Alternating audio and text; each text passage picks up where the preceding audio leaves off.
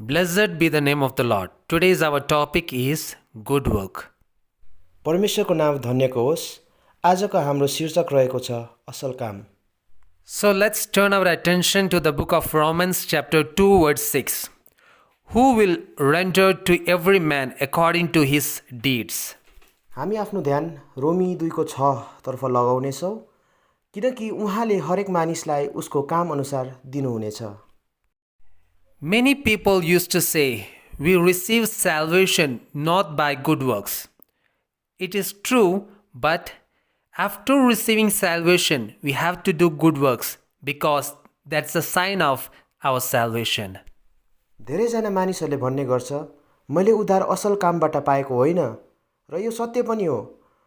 तर उद्धार पाएपछि हामीले असल काम गर्नुपर्छ, किनकि यो हामीले उद्धार पाएको चिन्ह हो।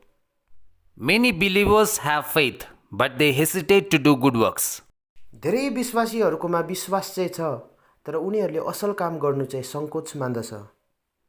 Do you think that kind of faith can save that person?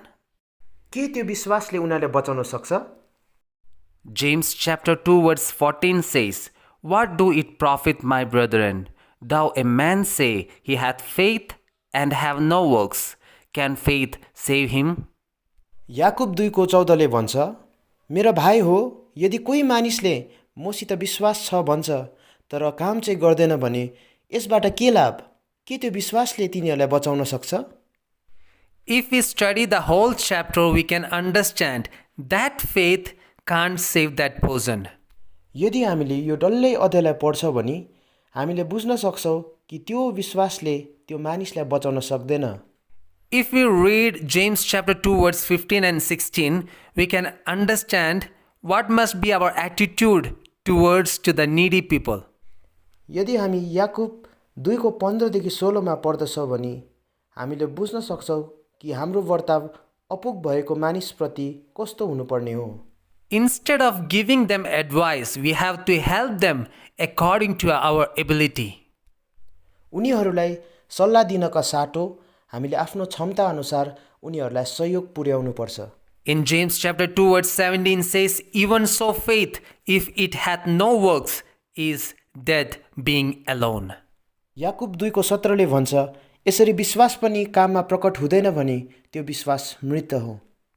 So if you want to active your faith or if you want to keep your faith alive, then do good works. यदि तपाईले तपाईको विश्वासलाई सक्रियतामा ल्याउन चाहनुहुन्छ र यदि तपाईको विश्वासलाई जिउँदो राख्न चाहनुहुन्छ भने असल काम गर्नुहोस्। As James 2 verse 26 says, For as the body without the spirit is death, so faith without work is dead also. जसरी याकुब 2:26 ले भन्छ, जसरी शरीर आत्मादेखि अलग हुँदा मरेको हुन्छ, त्यसरी नै विश्वास पनि कामहरूदेखि अलग हुँदा मरेको हुन्छ। Now let's think from the book of Titus about the good works. अब हामी तीतसको किताबबाट असल कामको विषयमा हेर्नेछौँ। Titus chapter 2 verse 14 says, Who gave himself for us, that he might redeem us from all iniquities, and purify unto himself a peculiar people, zealous of good works. तीतस 2:14 ले भन्छ, ख्रिस्टले हामीलाई सबै अधर्मबाट मोल तिरेर उद्धार गर्नुभयो, सुकर्ममा जोसिलो भएको आफ्नै निम्ति एक विशेष जाति शुद्ध पार्नलाई आफूलाई दिइहाल्नुभयो। Why Jesus died for us and redeemed us from all kind of iniquities and purify us to be a peculiar people. त किन येशू हाम्रो निम्ति मर्नुभयो अनि सबै अधर्मबाट मोल तिरेर उद्धार गर्नुभयो अनि हामीलाई विशेष जाति हुनलाई शुद्ध पार्नुभयो। So that we can do good works to others as he did for us. कारण हामी अरूहरूको निम्ति असल काम गर्न सकोस् जसरी उहाँले पनि गर्नुभयो। This is our public approach of good works. यो चाहिँ हाम्रो असल कामको सार्वजनिक दृष्टिकोण हो। The doctrinal approach of good works we can find in the second chapter of Titus, verse 6 to 8. असल कामको सिद्धान्तिक दृष्टिकोण चाहिँ हामीले तीतस 2:6 देखि 8 मा पाउँछौँ। Titus chapter 2 verse 6 says, Young men likewise exhort to be sober-minded, because only sober-minded people can do good works. तितस 2 अध्यायको 6ले भन्छ, त्यही बमोजिम जवान मानिसलाई पनि आत्मसंयमी हुनलाई अर्ती देऊ, किनभने आत्मसंयम भएको मानिसले मात्र असल काम गर्न सक्छ। Here we can see, in everything, set them an example by doing what is good. In everything means not only in giving, not only in attending church, but in everything we must be example to others. हामी यहाँ देख्दछौँ, सबै कुरामा असल कामको नमुना भई तिमीले आफूलाई देखाऊ। सबै कुरामा भनेको चाहिँ दिनुमा मात्र होइन, संगतिमा आउन मात्र होइन, तर हरेक क्षेत्रमा हामी अरूहरूका निम्ति उदाहरण बनिनु पर्दछ। In verse 7 and 8 says, in your teaching show integrity, seriousness and sound of speech that cannot be condemned. 7 र 8 पदले भन्छ, तिम्रो शिक्षामा इमानदारी, गम्भीरता र कसैले निन्दा गर्न नपाउने ठिक बोली होस् जो दोष्याउन सकिँदैन। These three things are very important in our teaching: integrity, seriousness and sound of speech that cannot be condemned. यो 3 कुरा हाम्रो शिक्षामा धेरै महत्त्वको छ: इमानदारी, गम्भीरता, दोष्याउन नसक्ने ठिक बोली। If you make any small or big mistakes in our teaching, it will misguide many people. So we should be very careful in our teachings. यदि हामीले हाम्रो शिक्षामा सानो वा ठुलो गल्ती गर्छौँ भने त्यसले धेरै मानिसहरूलाई गलत बाटोमा डोर्याउँछ। यसैकारण हामी हाम्रो शिक्षामा धेरै सावधान हुनुपर्दछ। So good works in our teaching is teaching them in a right doctrine. हाम्रो शिक्षामा असल काम चाहिँ सही शिक्षामा डोर्याउनु हो।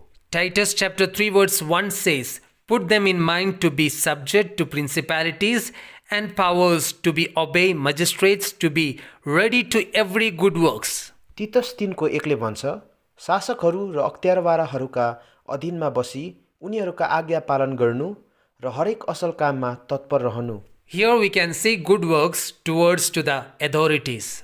यहाँ हामीले अधिकारीहरूप्रतिको असल कामलाई देख्दछौँ। Every authorities and powers are ordained by God, so we must obey them and help them by good works. सबै शक्ति र अधिकार चाहिँ परमेश्वरबाट नियुक्त भएको हो।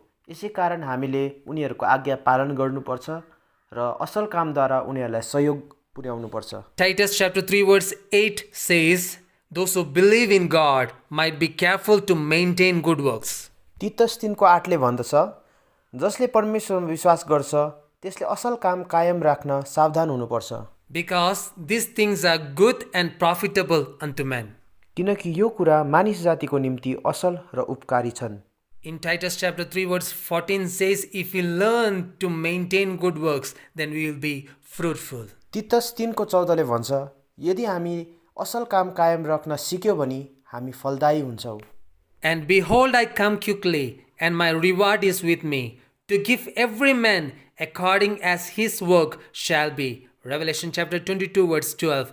It means there is reward for every good works. हेर, म चाँडै आउँदैछु र हरेक मानिसलाई आफ्नो आफ्नो काम अनुसार दिने इनाम मसँग छ। प्रकाश 22 को 12। यसको अर्थ चाहिँ हरेक असल कामको निम्ति एउटा इनाम छ। May the good God bless you through this message. Amen. यो वचनद्वारा परमेश्वरले तपाईलाई धेरै आशिष दिएको हुन्। आमेन।